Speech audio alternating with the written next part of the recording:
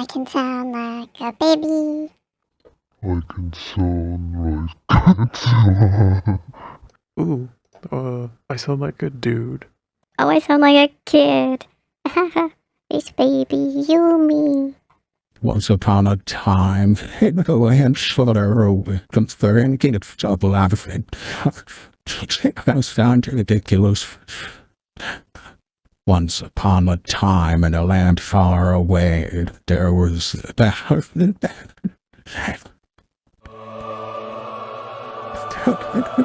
and we lost Malcolm to in the name of the Father, and of the Son, and of the Holy Spirit, and of our Lord and Savior, Chicken, and Ashley.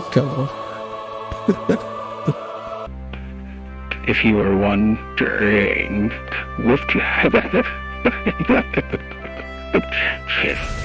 the state of our country in the midst of this pandemic, please keep eating potatoes.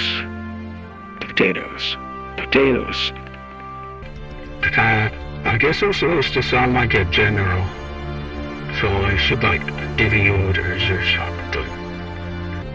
I don't watch enough horror movies for this. Cannon fire. Boom. I love this one so much. It was the 90s. I should tell you a story. So one time, I went on a blind date with my friend's husband's mother's dentist's son. And I knew nothing about him, but he sent me a selfie, and I thought, at least he's a redhead, so we would have redheaded babies. So we started texting, and I would say we were telling each other about ourselves, but realistically, he told me all about him and didn't really want to know anything about me. He was really into bicycles and not much else. And he really liked talking about bicycles and about the charity he works with for children and bicycles. At one point, he was telling me about his work, and he finally asked me, "So what do you do?" And I said, "I'm a teacher." And he said, "Cool," and sent 3 more paragraphs about himself. We had to decide where to go. And normally that would be a conversation, but he didn't really do conversation. So instead, he just told me to meet him at the art museum in the city on Saturday. And I said, I'm not that big on art museums. But when I was a kid, I really liked the Natural History Museum. Hint, hint. And instead of apologizing for presuming I would be okay with that, he simply said, "I've decided we will go to the Natural History Museum. Meet me there on Saturday." And by now, I had pretty much realized this guy was not my soulmate, but at least it might be a fun time, and maybe he's not as bad in person. So we got to the museum. Now, this museum is actually half art and half natural history. We were going to the same museum as he had originally planned, just the more interesting half, in my opinion. But that meant that on the way to the Natural History Museum, we passed a couple of art exhibits, and he really wanted to stop and look at one of them that I wasn't super into. It was photography of people with their dogs, except the people are naked.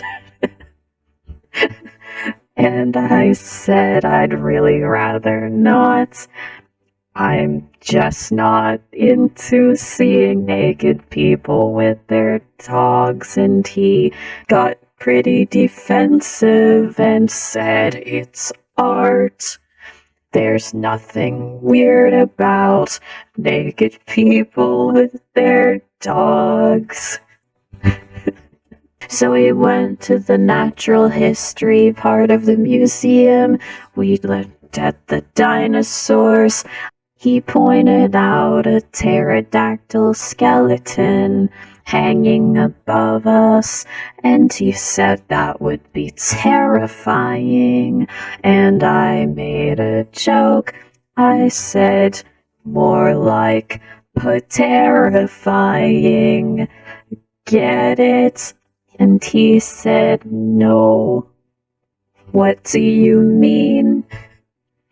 And I said, well, it's a pterodactyl, and that starts with P, and so it's terrifying.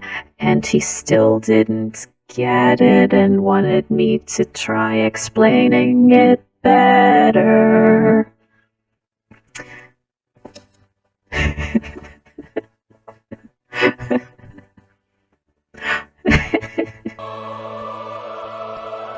Our walk through the Natural History Museum continued. We went to see the pretty rocks because rocks are pretty. As we walked, he continued telling me about bicycles. At one point, the subject of me being a teacher came up again. And so I was talking about wishing I could take my students on more field trips.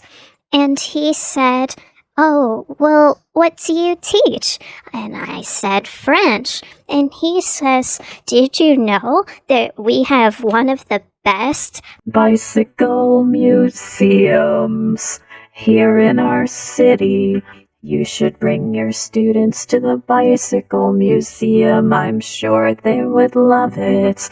And I said, that seems like a strange choice for a French class. I'm not sure I could get permission to do that. But thanks for the suggestion.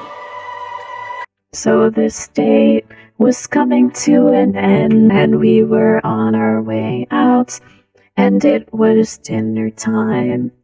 I was pretty hungry, and when I'm hungry, I get sick if I don't eat. And I assumed that since we planned on being at the museum until dinner time, naturally we would get dinner after. If nothing else, certainly at the museum cafe. But apparently, he didn't have a great time either, and just wanted to get home, so we didn't get dinner. And I didn't know the city very well, and it was dark out, so I couldn't really go get dinner by myself. So I drove home and ate dinner really late.